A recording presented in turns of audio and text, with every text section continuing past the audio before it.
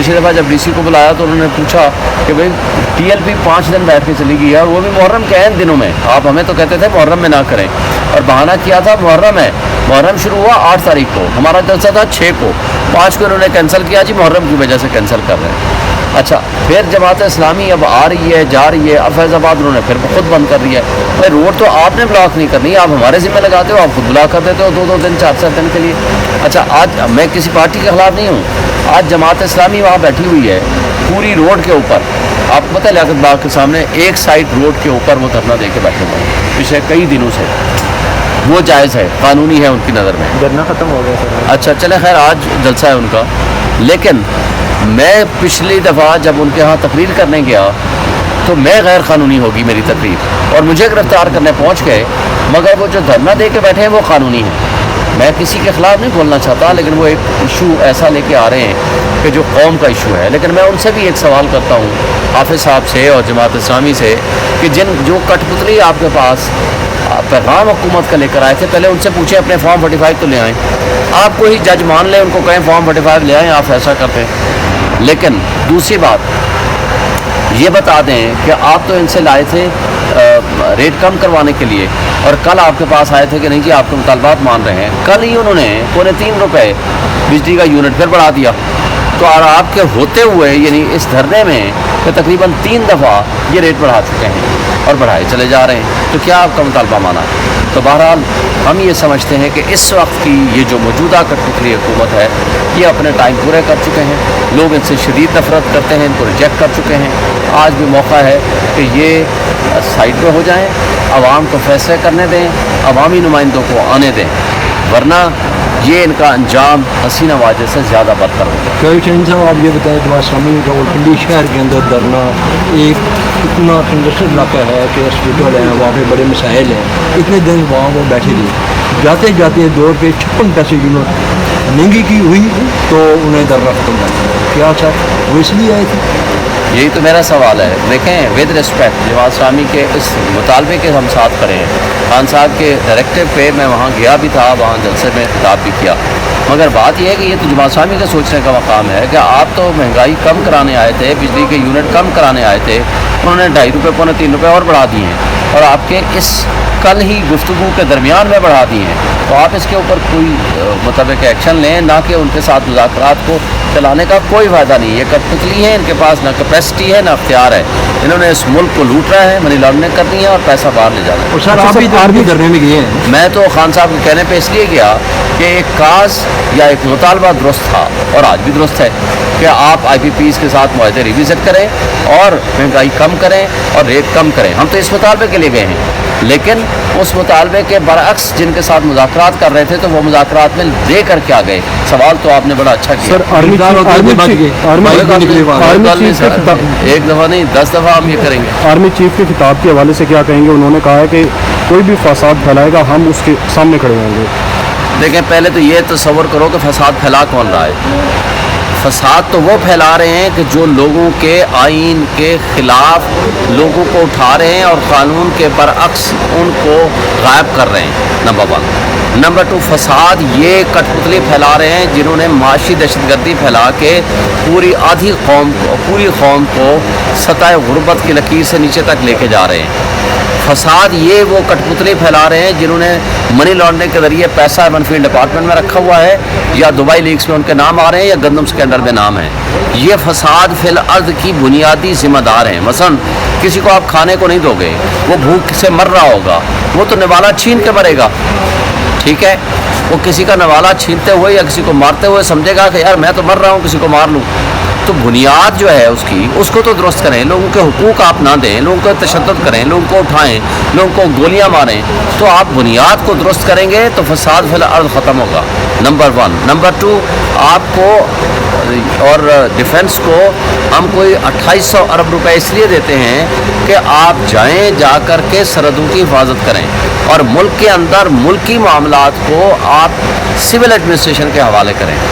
और civil administration means कि जो इलेक्टेड लोग हैं, इलेक्टेड लोगों को तो आप उठाते हो, बंद करते हो, उनको जेलों में डाला हुआ है। आज इमरान खान जेल में पड़ा हुआ है। उस दिन इमरान खान ने बहुत अच्छी बात की, उन्होंने कहा जी ECL पे मेरा नाम भी डालो, नवाज शरीफ का डालो, शहबाज शरीफ का भी डालो।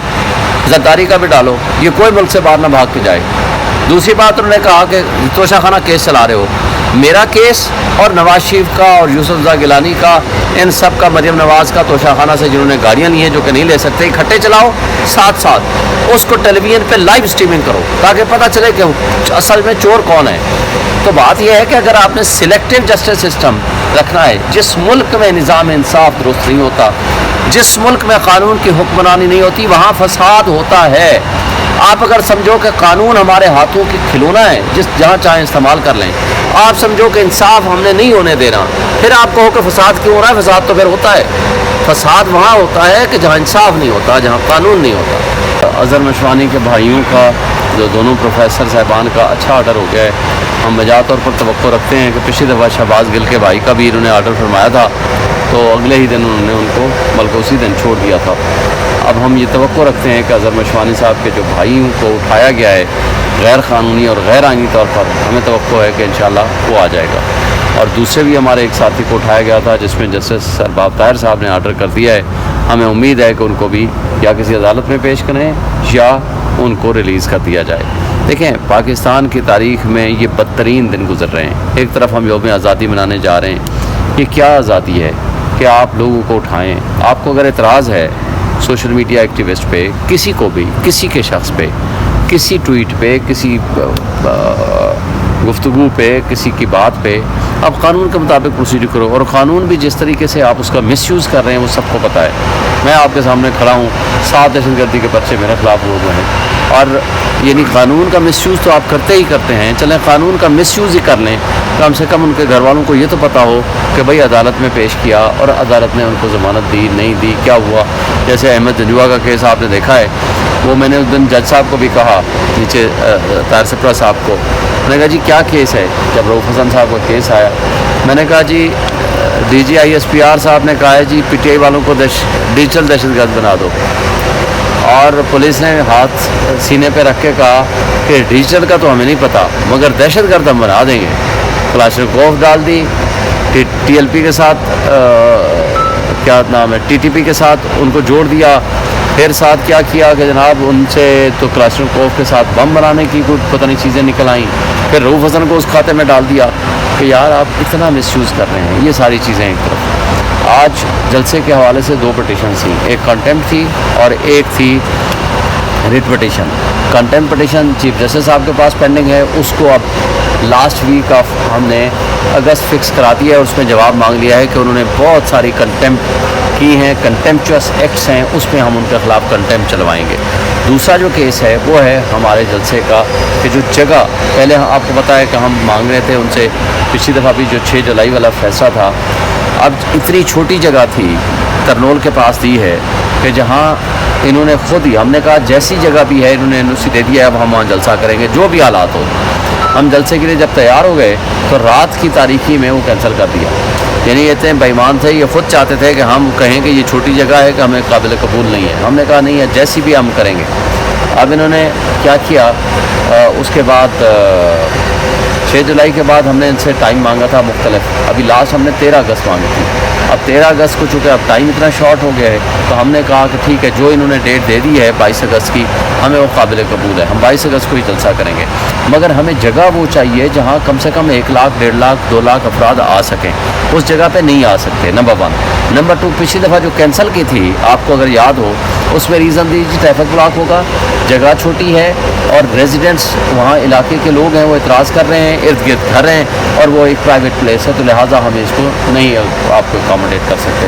تو اس حالت میں جس کو بنیاد بنا کر انہوں نے وہ کینسل کیا تھا, آج کہتے ہیں کہ اسی کو وہی جگہ ملے گی. ہم نے کہا جی F9 پارک دے دیں, آپ سری نگر ہائی وے دے دیں, جو ہمارے زمانے میں ہم نے مولانا فضل الرحمان کو 2 دفعہ دھرنے کی جگہ دی تھی.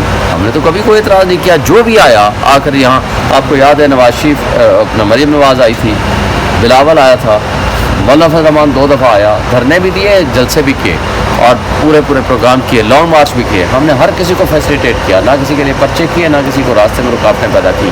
اور ان کٹ پتلیوں کو میں کہتا ہوں کہ تم میں اتنی شرم و حیا نہیں ہے کہ فنڈامنٹل رائٹس ہیں, یہ بنیادی انسانی حق ہے کہ وہ رائٹ فل پیسفل اسمبلی کریں. ہم وہ کرنا چاہ رہے ہیں, ہم قانون کے مطابق چلنا چاہ رہے ہیں.